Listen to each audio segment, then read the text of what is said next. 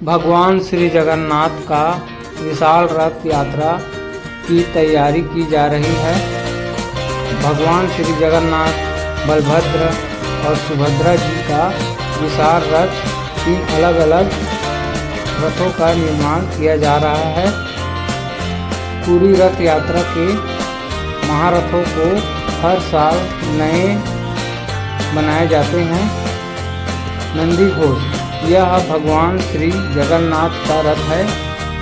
इसमें 16 पहिए हैं। इसकी ऊंचाई 45 फीट है और इसके कपड़े का रंग लाल और पीला है। तालध्वज, यह भगवान बलभद्र का रथ है। इसमें 14 पहिए हैं। ऊंचाई 44 फीट है और इसका रंग लाल और हरा है। देवदलन, यह देवी सुभद्रा का रथ है। इसमें 12 पहिए हैं। ऊंचाई 42 फीट है और यह लाल और काले रंग का कपड़ा है।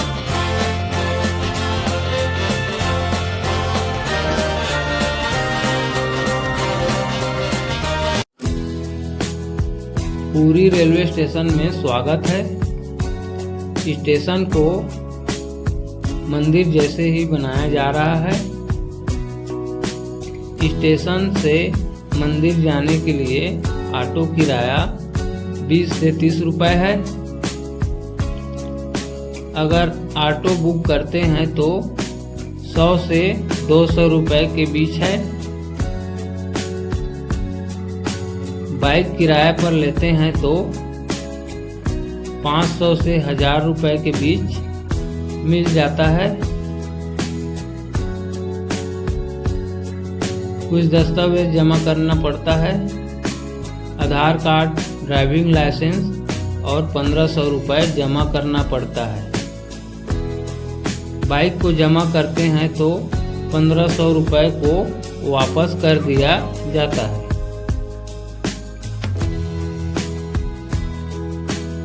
अब हम लोग चलते हैं भगवान श्री जगन्नाथ मंदिर की तरफ।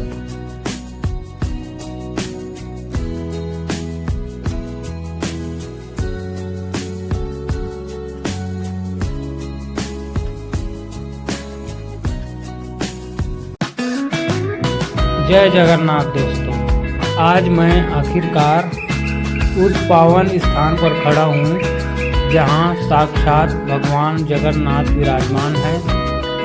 इस विशाल मंदिर को सामने देखकर मन पूरी तरह से शांत और श्रद्धा से भर गया है। पुरी के इस पवित्र धाम की ऊर्जा अद्भुत है। आप सभी भी मेरे साथ भगवान जगन्नाथ के दर्शन का आनंद लें। जय जगन्नाथ। अब चलते हैं मार्कंडेश्वर मंदिर की ओर।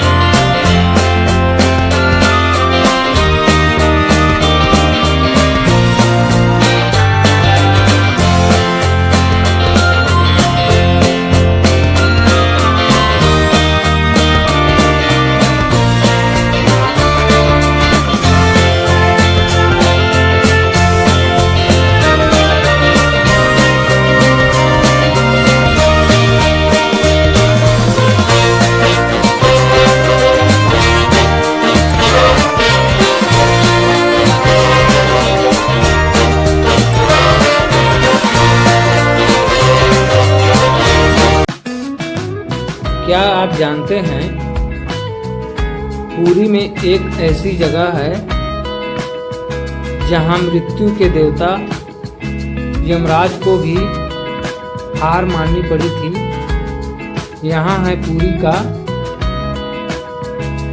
ऐतिहासिक मार्कंडेश्वर महादेव मंदिर। मान्यता है कि यहाँ ऋषि मार्कंडेय ने शिव जी की इतनी कठिन तपस्या की थी कि स्वयं महादेव प्रकट होकर उनकी रक्षा की थी। यह मंदिर पुरी के पंच तीर्थ में से एक है। साथ में बना यह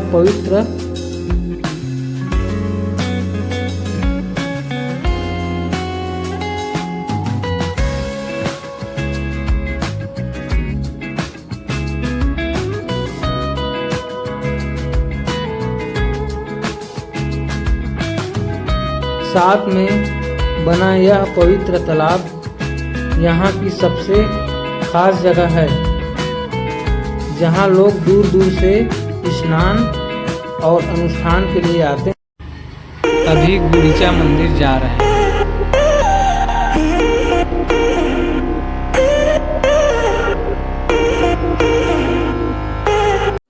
क्या आप जानते हैं कि दुनिया के पालनहार भगवान जगन्नाथ भी साल में एक बार अपनी मौसी के घर जाते हैं।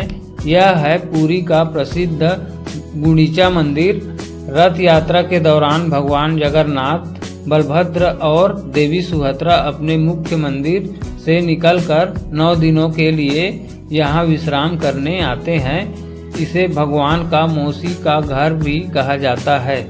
रथ यात्रा के अलावा यह मंदिर साल भर बहुत शांत रहता है। यहाँ की रत्नवेदी पर विराजमान भगवान के दर्शन करना बेहद भाग्यशाली माना जाता है। अब स्वर्ग द्वार भी चलते हैं।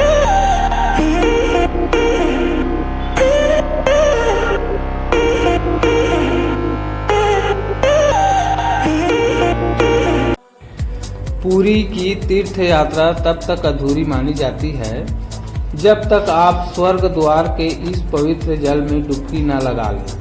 क्या आप जानते हैं कि आखिर यहाँ स्नान का इतना महत्व क्यों है? मान्यता है कि स्वर्ग द्वार का यह किनारा साक्षात भगवान जगन्नाथ का प्रवेश द्वार है। यहाँ नहाने का अर्थ तन मन का पूर्ण पवित्र होकर प्रभु के दर्शन कर सके। यही कारण है यह स्थान केवल एक बीच नहीं बल्कि मोक्ष का द्वार कहलाता है। कभी ब्लू फ्लैग बीच और नीलाद्री बीच जा रहे हैं। क्या आपने कभी ऐसा बीच देखा है जो बिल्कुल शीशे की तरह साफ हो? स्वागत है आपका पुरी के मशहूर ब्लू फ्लैग बीच पर। यह जगह सिर्फ एक बीच नहीं बल्कि प्राकृतिक और इंसान की बनाई गई खूबसूरती का एक बेहतरीन मेल है। बीच पर जाने से पहले यहाँ के गार्डन आपका दिल जीत लेंगे। यहाँ के पौधे की देखभाल, घास की हरियाली और फूलों की सजावट को देखकर लगता है कि हम किसी शहर में नहीं बल्कि किसी शांत जन्नत में हैं। यहाँ के रास्तों पर चलना ऐसा है jैसे आप किसी फिल्म की शूटिंग देख रहे हैं।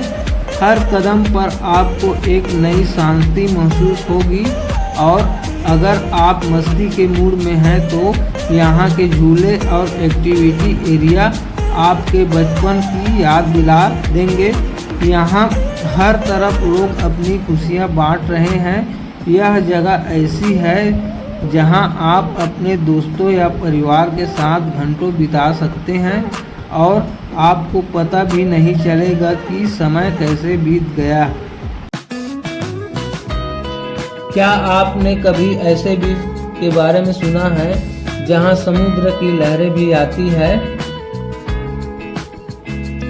और प्रकृति की हरियाली भी? आज मैं आपको ले चलता हूँ पुरी के एक ऐसे शांत कोने में जिसे कहते हैं नीलाद्री बीच।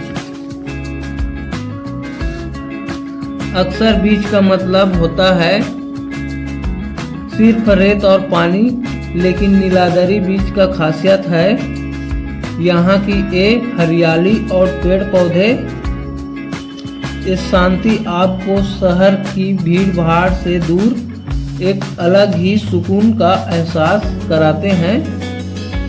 यहाँ सिर्फ आप ठंडी हवाएं और ये सुकून है।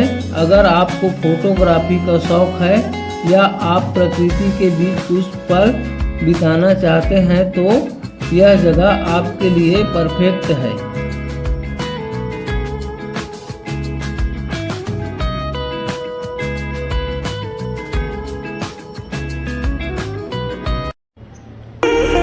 पूरी बीच चलते हैं। गोल्डन बीच और स्वर्ग द्वार तो आपने देख ही लिया, लेकिन अगर आपको पुरी की रूह को महसूस करना है तो इस मुख्य पुरी बीच पर एक शाम जरूर बिताएं। क्या आपने इस बीच का अनुभव लिया है? कमेंट में मुझे बताएं।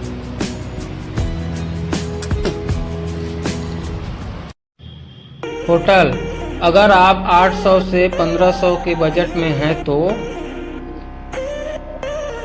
बरडांडा वाली गलियों में तलाशें। वहाँ के लोकल गेस्ट हाउस बहुत बढ़िया और सस्ते हैं।